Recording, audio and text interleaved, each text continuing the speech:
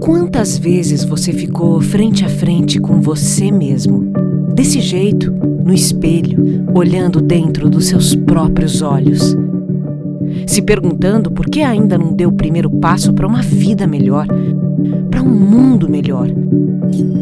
Por que você ainda não enfrentou aquele medo que nem o seu reflexo conhece? Já pensou na rotina que deseja tanto mudar?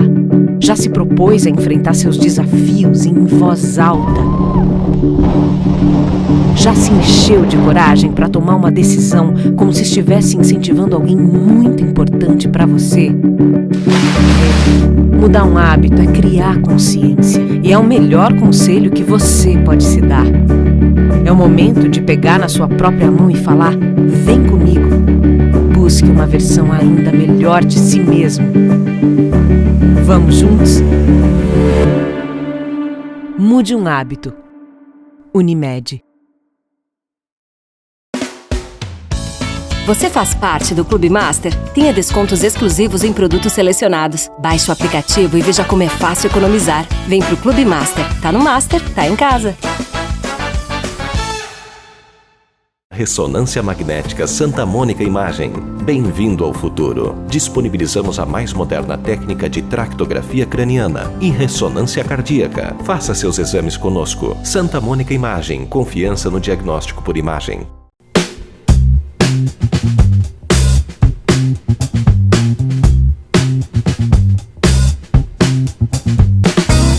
Olá, estamos chegando para mais um programa Viver com Saúde. E o nosso programa que tem o oferecimento da Unimed Erechim, a Unimed que possui plano de saúde para cuidar da sua saúde. E principalmente neste mês de outubro, a Unimed está com uma campanha maciça em nome de todas as mulheres para que você faça os seus exames de rotina, procure o seu ginecologista, procure o seu médico para cuidar da sua saúde. E para falar sobre esse cuidado da mulher, está aqui conosco o médico que é cooperado da Unimed, o Dr. Alexander Manfredini, que é ginecologista, obstetra e também mastologista. Bem-vindo, doutor. Boa tarde, Sandra. Muito obrigado pelo convite e espero conseguir esclarecer os assuntos sobre o nosso câncer de mama e a saúde da mulher, que são tão importantes.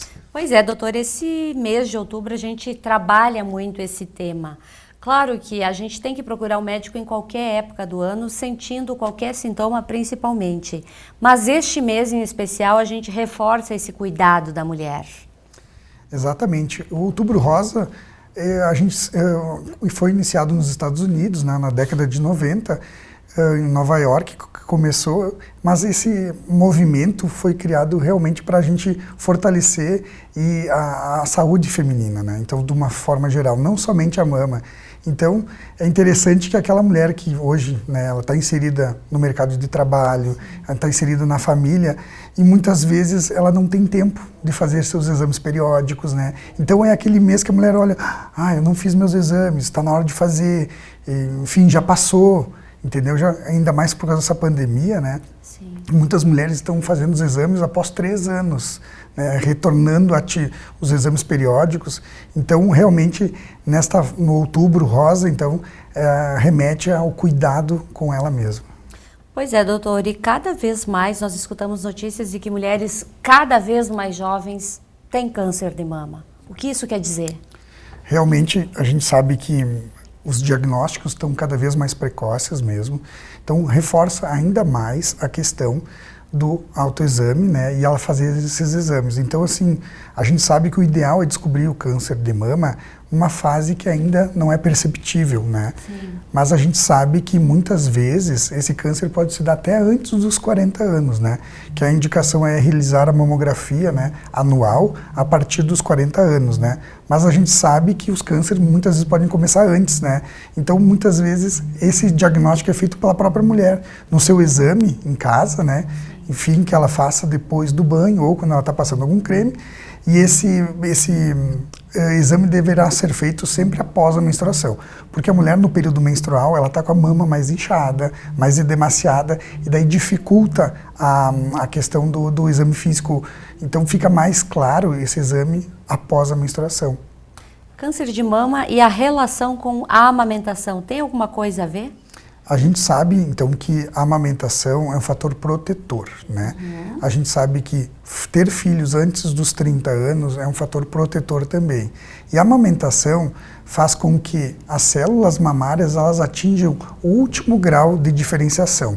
Então, quanto mais elas se tornam diferenciadas, que na amamentação elas atingem o 4º grau, menos chance essa célula tem de se transformar em um câncer de mama. Então, não quero dizer que a mulher que amamenta não irá ter câncer de mama, mas a chance dela ter câncer de mama é muito menor do que as que não amamentam.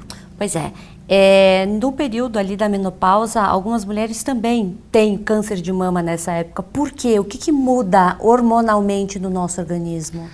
Exatamente. A incidência maior, né? Claro que a gente está vendo que a incidência de câncer de mamas em pacientes jovens está aumentando. Certo. Mas globalmente é dos 55 aos 65 anos, né? Então, o que acontece? Hoje, não só o câncer de mama, mas todos os outros tipos de câncer, o fator de risco mais importante é a idade. Então, a gente atribui, né, esse câncer após a menopausa pelo envelhecimento, né, celular. E a gente sabe também que a questão da diminuição dos hormônios femininos também culmina, né, com esse aumento da incidência, né, do câncer de mama. Outra questão importante que você perguntou até anteriormente, por que também está crescendo a incidência dos cânceres de mamas em pacientes jovens? Sim. Então, até a gente foi eu e a doutora Marília, a minha esposa, que é mastologista também, a gente foi numa atualização que teve em São Paulo, que foi a jornada de mastologia, e teve um estudo americano, né, muito importante com diversas mulheres, e a gente conseguiu ver, né, através desses estudos, que os hábitos de vida são muito importantes. Então, realmente, eles viram que a mulher hoje ela está bebendo mais álcool, está ingerindo mais álcool, mais tabaco, né, e a proporção de atividade física está muito baixa, tá? Ainda mais a pandemia, acho que atrapalhou muito, né, as pessoas nessa questão da atividade física e de uma alimentação saudável. Então, atribuindo tudo isso, a gente sabe que juntando tudo isso é um dos fatores que a gente imagina que está aumentando o número de câncer de mama na população em geral e também, principalmente nas mais jovens.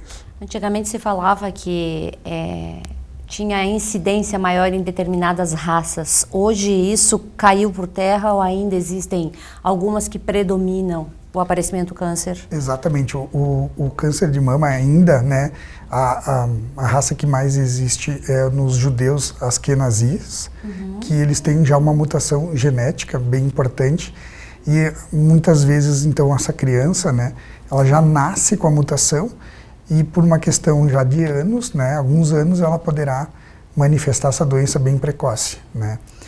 E a gente sabe que em algumas regiões, né, do Mediterrâneo, aqui no Brasil, principalmente as regiões sul e sudeste, são onde a incidência do câncer de mama é mais alta, tá? E principalmente a mortalidade nessas pacientes é mais alta. Então, por que se atribui isso? Se atribui principalmente pela colonização, né?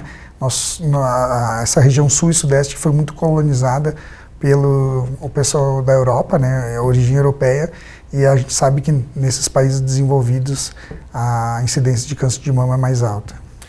Hoje as meninas, elas menstruam cada vez mais cedo. O nosso corpo parece que ele está totalmente diferente do que na nossa época em que a menstruação começava a aparecer lá pelos 13, 14 anos. Hoje já se escuta de meninas que começaram a ter o período menstrual lá pelos 10, 11 anos. Junto com isso, já começam também a iniciar uma vida sexual e usar o anticoncepcional. Isso também é prejudicial? Assim, ó, a questão bem importante, o anticoncepcional até então não tinha visto, a literatura era muito contraditória. Alguns trabalhos mostravam que aumentava o risco de câncer de mama e outros que não alterava. Sim. Então o que se tem de concreto hoje que o uso do anticoncepcional por mais que 15 anos, ele aumenta o risco relativo de desenvolver câncer de mama ao longo da vida. Então a gente sabe que até os 15 anos o risco é muito parecido com o da mulher. Então toda mulher tem um risco de 1% ao ano de desenvolver o câncer de mama. E esse risco pode aumentar após os 15 anos de anticoncepcional a partir fica em 1.2, 1.3. Então, a gente sabe que então, o uso prolongado, né, do anticoncepcional, ele aumenta o risco de desenvolver, certo? Mas não é uma proporção, assim, que eu vou te dizer considerável para a gente deixar de usar. Então, é discutível o ginecologista, junto com sua paciente, conversar sobre os métodos, né? Tem outros métodos que estão por aí, que realmente não são o anticoncepcional oral, e tem os implantes, tem os DIUs, enfim, tem outras modalidades que a gente consegue minimizar esse risco. Pois é, doutora, já que tu tocou nesse assunto, o DIU, por exemplo, existe um DIU que libera hormônio, correto? Esse hormônio não vai ser prejudicial com o passar do tempo também? Excelente pergunta, tá? Então, os DIUs, tá? Tanto tem 2 DIUs hoje no mercado, certo, quanto tem um implante, que que os pacientes falam que é um chip que coloca no braço. Eles liberam somente a progesterona. Tá? Então não tem o estrogênio do anticoncepcional oral. A maioria dos anticoncepcionais orais, eles são combinados. Tem o estrogênio e a progesterona. Estes DIUs e os implantes, eles liberam somente a progesterona, numa dose muito baixa. Então, olha que interessante. Às vezes a concentração deles é equivalente a 2, 3 anticoncepcionais orais. E eles podem durar 3, às vezes 5 anos. Mas aí a gente pensa assim, mas por que eles têm uma dose tão baixa? Porque eles não passam pelo fígado, não tem a passagem hepática.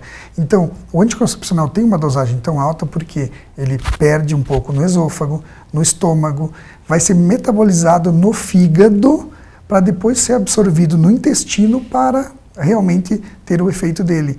Então, a gente sabe que hoje, cada vez mais, eliminar a passagem hepática é um efeito benéfico. Aí essas doses são muito menores, então a dose destes hormônios na corrente sanguínea é muito menor, e tem um benefício adicional, é que todo hormônio que passa pelo fígado, ele interfere na coagulação.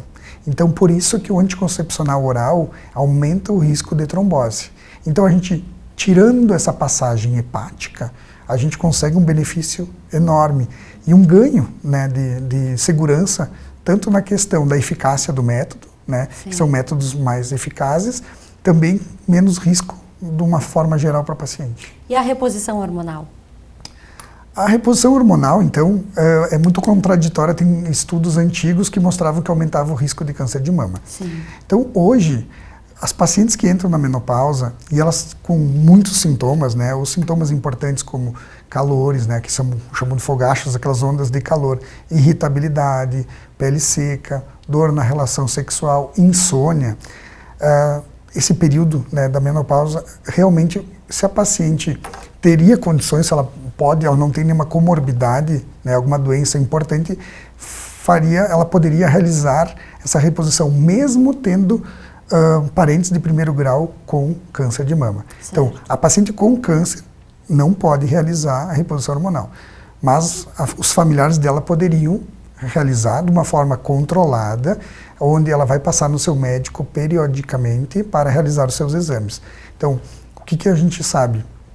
Que nos estudos anteriores, o hormônio aumentava, né, o câncer de mama na reposição hormonal. Hoje é uma reposição hormonal diferente. Então, são outros hormônios, né? Então, a partir disso, foi visto que essa chance minimizou bastante.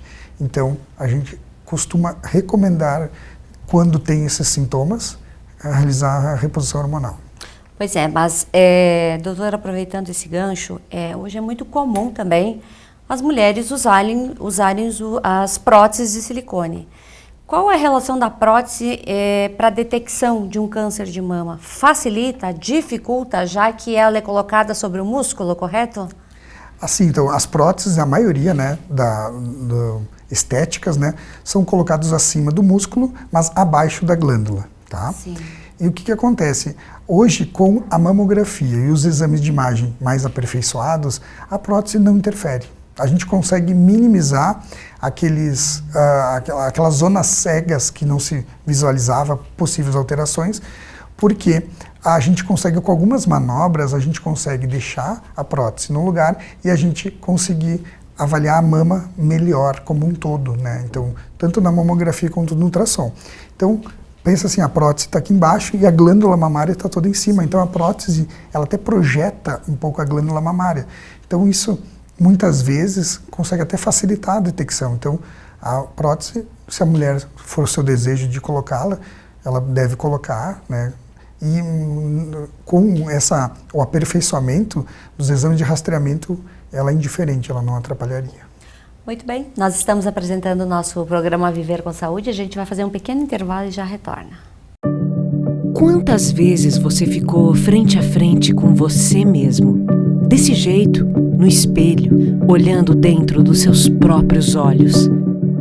Se perguntando por que ainda não deu o primeiro passo para uma vida melhor, para um mundo melhor. Por que você ainda não enfrentou aquele medo que nem o seu reflexo conhece? Já pensou na rotina que deseja tanto mudar? Já se propôs a enfrentar seus desafios em voz alta? Já se encheu de coragem para tomar uma decisão como se estivesse incentivando alguém muito importante para você? Mudar um hábito é criar consciência e é o melhor conselho que você pode se dar. É o momento de pegar na sua própria mão e falar: vem comigo. Busque uma versão ainda melhor de si mesmo. Vamos juntos? Mude um hábito. Unimed. Você faz parte do Clube Master? Tenha descontos exclusivos em produtos selecionados. Baixe o aplicativo e veja como é fácil economizar. Vem pro Clube Master. Tá no Master, tá em casa. Uma nova tecnologia em tomografia computadorizada. Somatom Perspective Dual Energy. 128 canais. Demonstra resultados com excelência e o mais novo estudo cardíaco e vascular. Santa Mônica. Comprometida com você.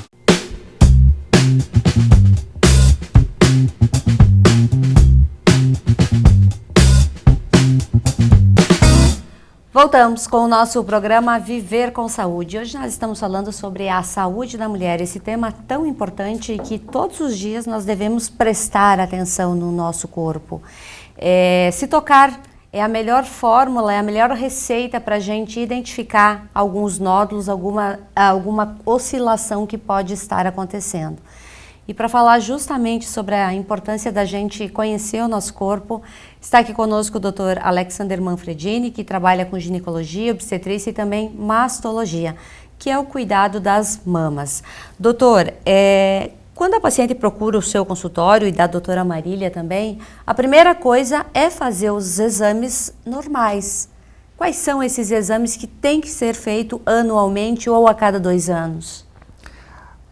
Então, pelas diretrizes, né, do Ministério da Saúde, então aquele preventivo que a menina deveria realizar a partir da sua primeira relação sexual já não é mais a indicação. Então, hoje, a indicação é realizar o preventivo, né, o citopatológico, né, que é o Papa Nicolau, a partir dos 25 anos.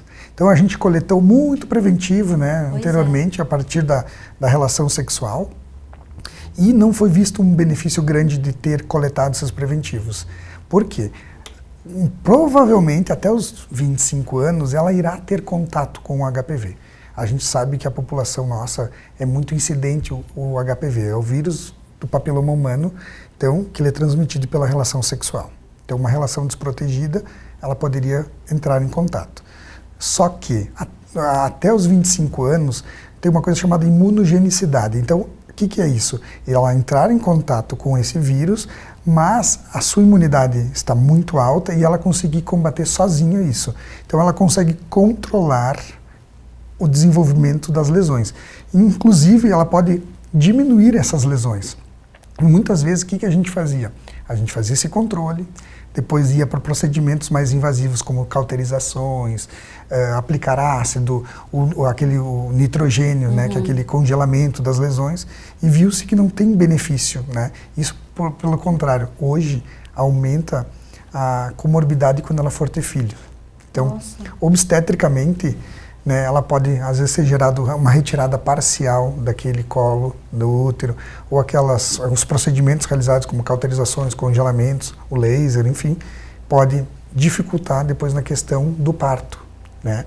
Então pode levar a um parto prematuro pela retirada parcial, ou às vezes aquela não dilatação, que pode ser pela aglutinação do colo do útero. Então, o que a gente recomenda? vacinar os nossas crianças, né, pelo HPV.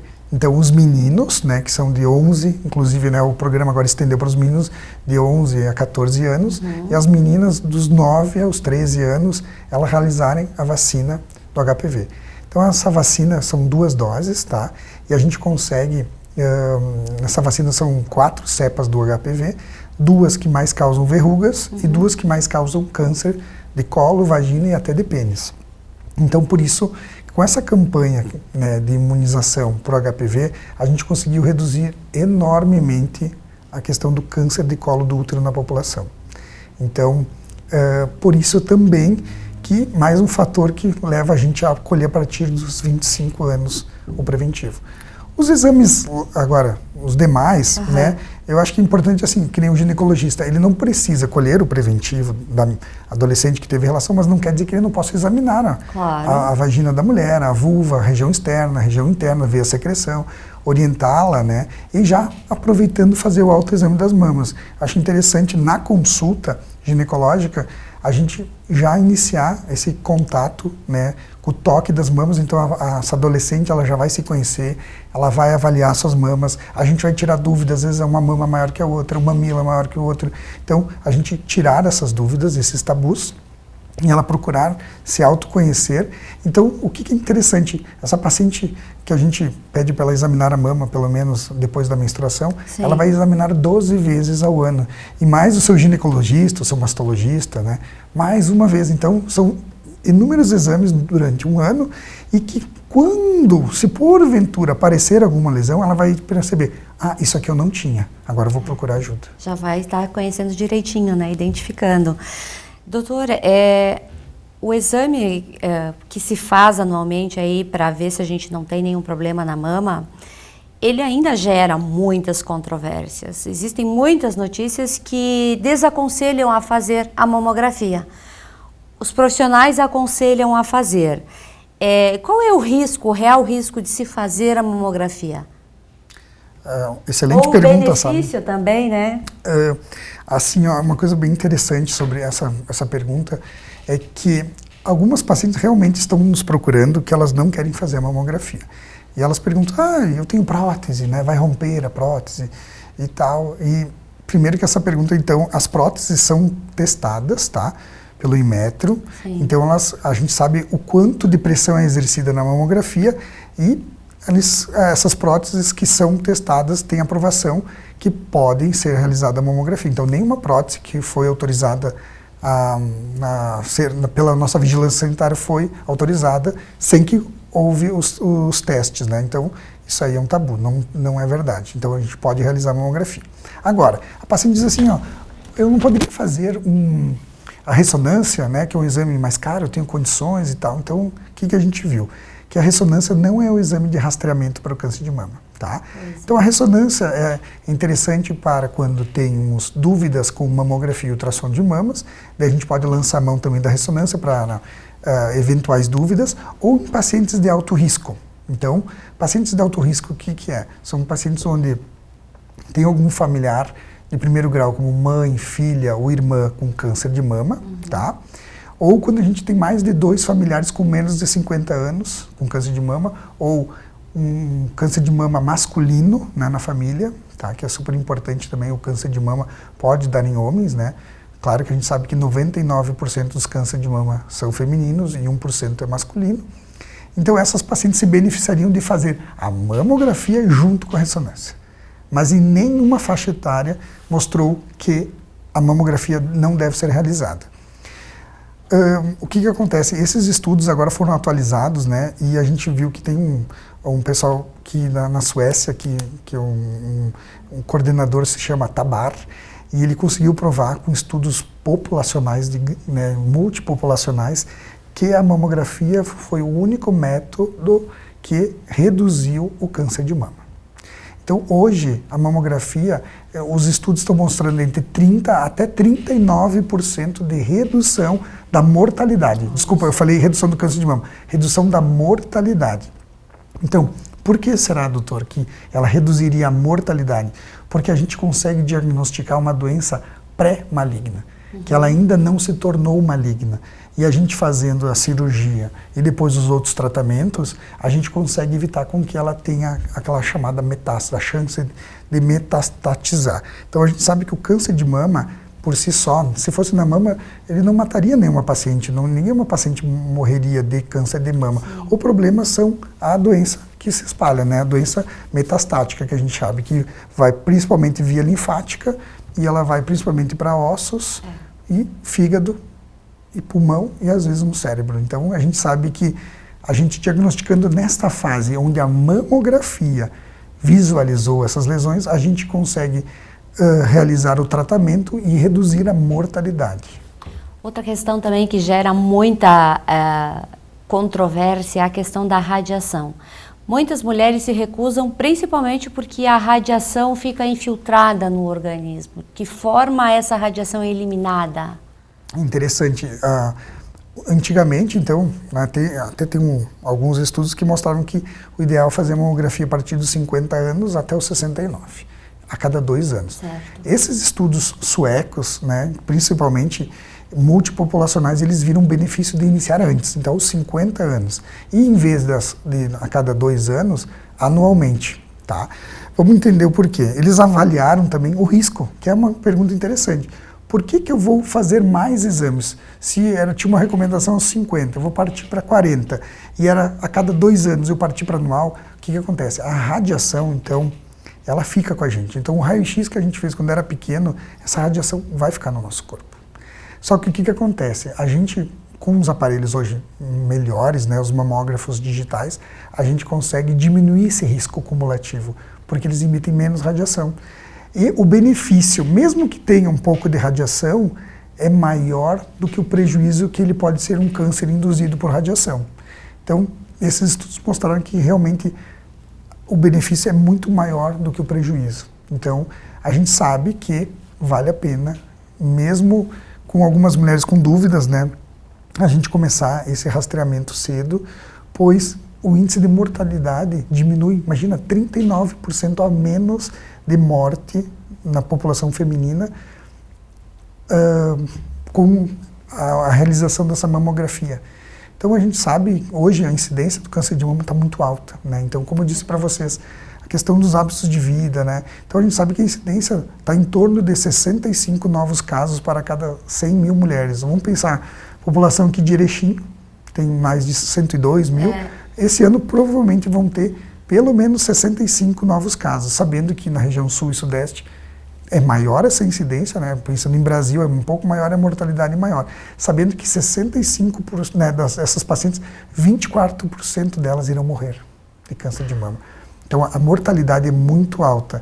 Então, vamos fazer mais exames, mesmo que a gente saiba que tem uma radiação, né? Eu concordo contigo, tem essa radiação, mas a questão da mortalidade a gente vai diminuir 30% a 39%.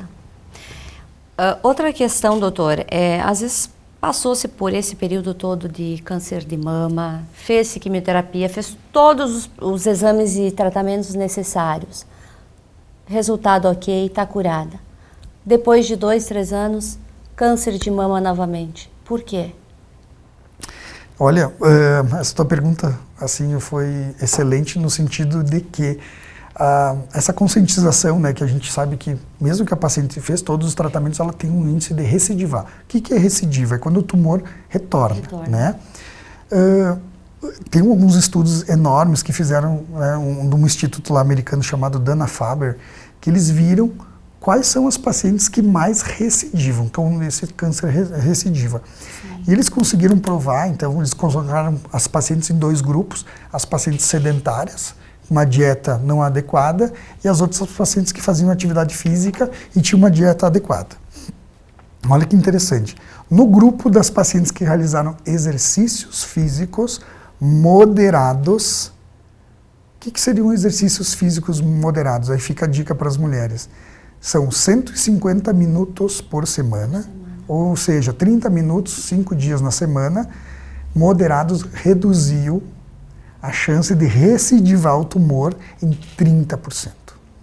Então esse estudo saiu esse ano. Olha, tá? que importante. Super importante, assim, foi no congresso que a gente estava lá em São Paulo, né, que essa jornada, realmente, essa palestrante internacional abriu o estudo para a gente e mostrou que a dieta é super importante, o tabagismo, né, a questão da alimentação, mas o mais importante foi o exercício físico moderado.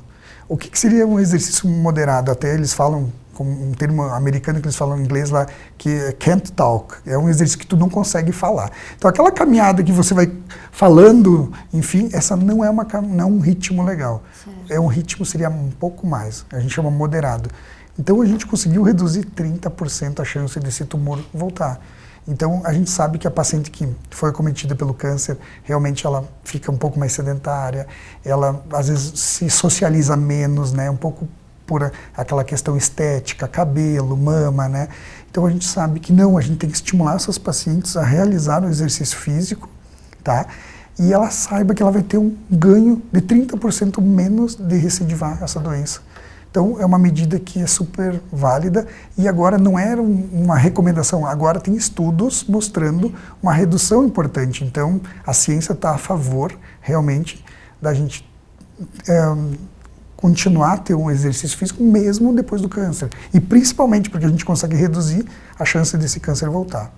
É verdade. Doutora, esse mês de outubro aqui que a gente está falando bastante sobre a saúde da mulher, e essa saúde da mulher, ela tem muita relação também com o nosso bem-estar físico, emocional, as visitas ao médico.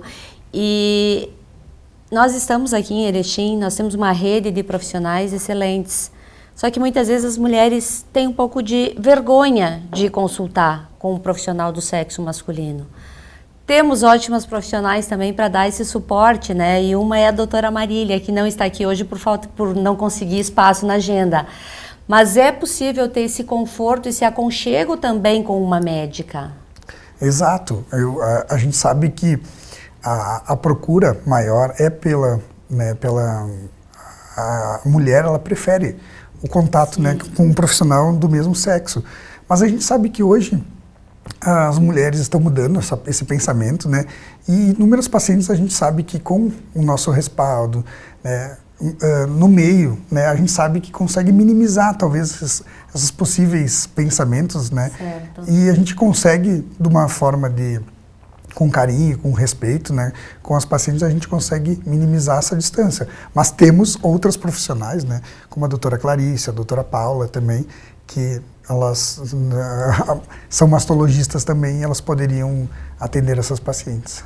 Quero te agradecer por estar aqui hoje falando desse assunto tão importante e trazendo à tona informações assim que tão importantes, números que provam que se a gente se cuidar, a gente pode ter longevidade e saúde. Muito obrigada, doutor.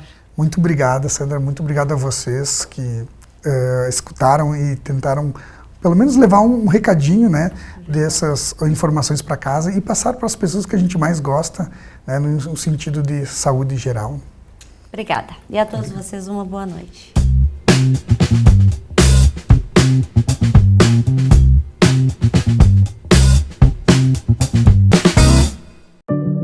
Quantas vezes você ficou frente a frente com você mesmo, desse jeito, no espelho, olhando dentro dos seus próprios olhos, se perguntando por que ainda não deu o primeiro passo para uma vida melhor, para um mundo melhor?